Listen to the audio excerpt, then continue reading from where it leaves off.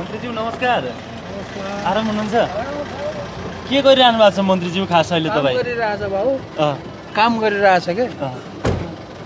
अनि खास नेपाली जनताले शिक्षामा ठुलो आमूल परिवर्तन गर्न चाहिँ खोजिएको देख्न खोजिरहेछन्। आमूल परिवर्तन हो शिक्षामा भन्ने चाहिरहेछन्। तपाईँ कति गर्न सक्छु जस्तो लाग्छ? कति समयमा आमूल परिवर्तन गर्नु पर्यो भन्नु त? रातारात आमूल परिवर्तन गर्ने हो भने हुँदैन, टाइम लाग्छ। आमूल परिवर्तन गर्नलाई पैसा चाहिन्छ। पैसा कमाउनलाई चाहिँ अर्थतन्त्र सुधार्नुपर्छ। गर्दै गरौँला है। अपेक्षा फेरि तपाईँप्रति ठुलो छ, शिक्षामा ठुलो परिवर्तन गर्न सक्छन्। मैले भनिरहेको छु अपेक्षा गरेर हुँदैन होइन। अपेक्षा गर्नु स्वाभाविक कुरा हो। नेपालीहरूले धेरै अपेक्षा गर्ने बानी हुन्छ। शिक्षालाई चाहिँ सुधार्नुपर्छ। शिक्षा सुधारेन भने अब सबै कुरा बिग्रिन्छ होइन। त्यसैले अब हेर्दै जाउँ, काम गर्दै जाउँ भाइ। धेरै कुरा गरेर फाइदा छैन। मन्त्रालयको बसाइ चाहिँ कस्तो छ मन्त्रीज्यू? राम्रो छ।